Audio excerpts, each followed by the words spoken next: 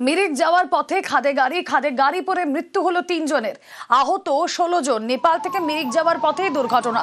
মিরিকের পুটুঙের কাছে খাদে গাড়ি, কিভাবে দুর্ঘটনা, কি পরিস্থিতি এখন জানবো। বিশ্বজিৎ মিশ্র রয়েছেন সঙ্গে। বিশ্বজিৎ, একেবারে পাহাড়ি রাস্তার খাদে পড়ে কিন্তু ১৯ জন যাত্রী ছিল এবং ৩ জনের ঘটনাস্থলে মৃত্যু হয়। বাকি ১৬ জনকে বিভিন্ন হাসপাতালে পাঠানো হয়েছে। নকশালবাড়ি হাসপাতালে মৃতদেহ উদ্ধার করেছে পানিঘাটা ফাঁড়ির পুলিশ। মূলত ১৫০ ফিট নিচে কিন্তু এই পাহাড়ি খাদে পড়ে যায় যাত্রীবহুল গাড়িটি এবং দুর্ঘটনাস্থলে চাপা পড়েন মৃতরা। পরে তাদেরকে উদ্ধার করে নকশালবাড়ি গ্রামীণ হাসপাতালে আনা হয়েছে। আগামীকাল তাদের ময়নাতদন্তের জন্য পাঠানো হবে। মূলত মিরিক যাচ্ছিল এই পাহাড়ি গাড়ি, কাকরভিটা থেকে রওনা হয়ে মিরিক যাওয়ার পথেই পুটুঙের কাছেই কিন্তু দুর্ঘটনা। যেটা মনে করা হচ্ছে যে পাহাড়ের চড়াইয়ে উঠতে গিয়েই সামনে থেকে গাড়ি আসে এবং সেখানে নিয়ন্ত্রণ হারান গাড়ির চালক এবং পরবর্তীকালে সেই গাড়ি নিয়ন্ত্রণ হারিয়ে খাদে পড়ে এবং প্রায় ১৫০ ফিট খাদে পড়ায় দুর্ঘটনাস্থলে কিন্তু ৩ জনের মৃত্যু হয় এবং ১৬ জনকে আহত অবস্থায় উদ্ধার করা হয়েছে। ৫ জনকে নকশালবাড়ি হাসপাতাল, পানিঘাটা স্বাস্থ্যকেন্দ্রে ৮ জনকে এবং বাকি ৩ জনকে মিরিক হাসপাতালে পাঠানো হয়েছে। বেশ কয়েকজনকে প্রাথমিক চিকিৎসার পর উত্তরবঙ্গ মেডিকেল কলেজ হাসপাতালে পাঠানো হয়েছে। মূলত মর্মান্তিক ঘটনা এবং দেখা যায় যে ২ জন মৃতদের মধ্যে নেপালের বাসিন্দা এবং একজন নকশালবাড়ি জাবরার বাসিন্দা। গোটা ঘটনা তদন্ত নেমেছে পানিঘাটা ফাঁড়ি পুলিশ। প্রথম অবস্থায় স্থানীয়রা এই উদ্ধার কাজে হাত বাড়ান। পরবর্তীকালে পানিঘাটা ফাঁড়ি পুলিশ স্বয়ং ঘটনাস্থলের পুলিশ ইনচার্জ যিনি রয়েছেন তিনিও ঘটনাস্থলে হাত বাড়ান। মূলত গাছের নিচে চাপা পড়েছিলেন আহত যাত্রীরা এবং বেশ কয়েকজন যাত্রীরা এই চাপা পড়ে কিন্তু মৃত হন এবং তাদেরকে উদ্ধার করা হয়েছে এবং ঘটনার তদন্ত শুরু করা হয়েছে। ইতিমধ্যে যে দুর্ঘটনাগ্রস্ত গাড়িটি রয়েছে সেটিও কিন্তু উদ্ধার করার কাজ শুরু করেছে পানিঘাটা ফাঁড়ি পুলিশ। বেশ, ये गाड़ी लगभग हर रोज जाता था, वो मिरिक जाता था, वो काकरविता से मिरिक जाता था। आज भी वैसे गया था और सुनने में आया कि वो नलडांडा में वो गाड़ी का ब्रेक नहीं लाके बैक होते समय वो पूरा खाड़ी में गया। लगभग 12-15 जन आदमी था।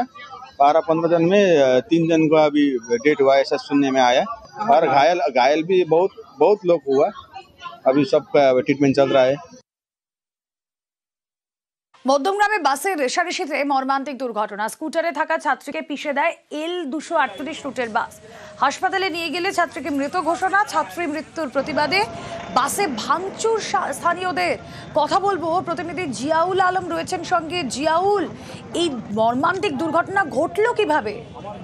একদম দেখো, মধ্যমগ্রামের দিক থেকে স্কুটারে করে বন্ধু এবং তার বান্ধবী অর্থাৎ ২ জন আসছিলেন এবং এই যে অ্যাক্সিডেন্টে মারা গেলেন অর্থাৎ এই মেয়েটি অন্তরা বোস, তিনি বাইকের পিছনে ছিলেন। হঠাৎ সেখান থেকে রেশারেশি করতে গিয়ে একটি বাস L238 রুটের বাস সেখানে সজোরে ধাক্কা মারে এবং রাস্তায় ছিটিয়ে পড়লেই ঘটনাস্থলে তার মৃত্যু হয় আর তার মাথার উপর দিয়ে চাকা চলে যায় L238-এর।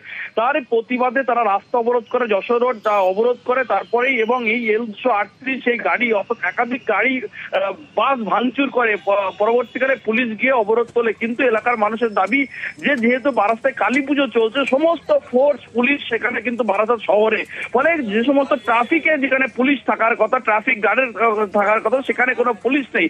আর তার জন্যই অনিয়ম অর্থাৎ রাস্তায় এই ট্রাফিকে না থাকার কারণেই কিন্তু এই বাসে রেশারেশি, এমনটাও এলাকার মানুষ বলছেন এবং তার জন্যই কিন্তু এই ছাত্রীর মৃত্যু হচ্ছে এবং তার প্রতিবাদেই কিন্তু এই L238 বাসকে ভাঙচুর করে। সেই বাসে নিয়ে আরো একাধিক বাস সেখানে ভাঙচুর করা হয়। পরবর্তীকালে পুলিশ এবং যশোর রোড অবরোধ করে। ওদের একটাই দাবি, এই চালককে গ্রেপ্তার করতে হবে এবং গাড়ি কেন এই রেশারেশিতে চলছিল তা নিয়েও তারা প্রতিবাদ করে। তারপরে পুলিশকে আশ্বস্ত করে এবং এই চালক খালাসিকে গ্রেপ্তার করতে হবে এই দাবি পুলিশ মেনে নেওয়ার পরেই কিন্তু অবরোধ তোলে। কিন্তু যেভাবে পুজোর মধ্যে একটা মর্মান্তিক পথ দুর্ঘটনা, যা নিয়ে ইতিমধ্যে উত্তেজনা ছড়ায় মধ্যমগ্রাম এলাকায়। যে ছবি আপনাদেরকে দেখাচ্ছি অত্যন্ত মর্মান্তিক। স্কুটারে থাকা ছাত্রী, তাকে পিষে দিয়ে গেল বাস। মধ্যমগ্রামে বাসের রেশারেশিতে মর্মান্তিক দুর্ঘটনা। কথা বলবো, প্রতিনিধি জিয়াউল রয়েছেন সঙ্গে। জিয়াউল, এই মধ্যমগ্রামে যে জায়গার ছবি আমরা দেখাচ্ছি, অত্যন্ত ব্যস্ত রাস্তা, প্রচুর দূরপাল্লার বাসও এখান দিয়ে যায়, কিন্তু এভাবে এখানে রেশারেশি হচ্ছিল। এটা তো রেশারেশির ঘটনা এর আগেও হয়েছে। এই যে রেশারেশি, সেখানে কোনো নজরদারি ছিল না? ট্রাফিক পুলিশ কি করছিল তারা? দেখো যেটা পরিবার এবং এলাকার মানুষ যেটা স্পষ্ট দাবি, যেহেতু বারাসাতে কালী পুজো চলছে, প্রচুর পরিমাণে ফোর্স সেখানে রাখা হয়েছে এবং জেলার বিভিন্ন প্রান্ত থেকে পুলিশকে নিয়ে আসা হয়েছে বারাসাত শহরে। ফলে যে সমস্ত ট্রাফিকে সেখানে পুলিশ থাকার কথা সেখানে কিন্তু পুলিশ নেই, এমনটাও এলাকার মানুষ বলছেন। এবং তার জন্যই কিন্তু এই রেষারেষি, ফলে পুলিশ বাসগুলো রেষারেষি করছিল।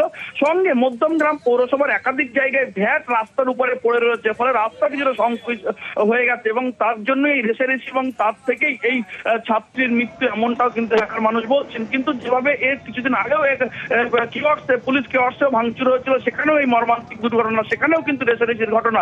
ফলে আজকে একেবারে L238 তারা বাস কিন্তু দুটো রেষারেষি করছিল এবং তাতেই একটি সামনে স্কুটি চলে আসে এবং সেই স্কুটিকে ধাক্কা মারে এবং সেখান থেকে ছাত্রী পড়ে যায় এবং তারপরে তাকে পিছে দিয়ে ঘটনাস্থল থেকে বাস পালিয়ে যায়। তারপরেই পরবর্তীকালে L238 যে সমস্ত বাস ঘটনাস্থলে আসে সেই বাসগুলো ভাঙচুর করে এবং রাস্তা অবরোধ করে বিক্ষোভ দেখে এলাকার মানুষজন, যে শুধুমাত্র প্রশাসনের গাফিলতির জন্য এই দুর্ঘটনা, এমনটাও কিন্তু তার পরিবার এবং এলাকার মানুষ বলছেন। বলেন তার জন্য কিন্তু দীর্ঘক্ষণ রাস্তা অবরোধ এবং এই বাস ভাঙচুর ফলে যথেষ্ট উত্তেজনা ছড়ায়। পরবর্তীকালে পুলিশ আশ্বস্ত করার পরেই অবরোধ উঠে নেয়, এমনটাও কিন্তু জানা গেছে।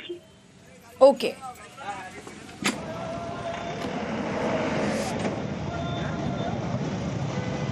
আমার মেয়ে বাড়ি থেকে বেরিয়েছিল, মানে স্কুটি করে গাড়ি থেকে পড়ে যায়, পেছনে L238 ছিল, রানিংয়ে মেরে দিয়ে বেরিয়ে যায়, মেয়ে স্পট ডেড হয়ে যায়। আর ছেলেটা এখনও জানি না কি আছে না কাছে, আমি দেখিনি, আমি যে ছেলেটার সাথে ছিল। L238টা রাত চালানোর জন্যই অ্যাক্সিডেন্ট।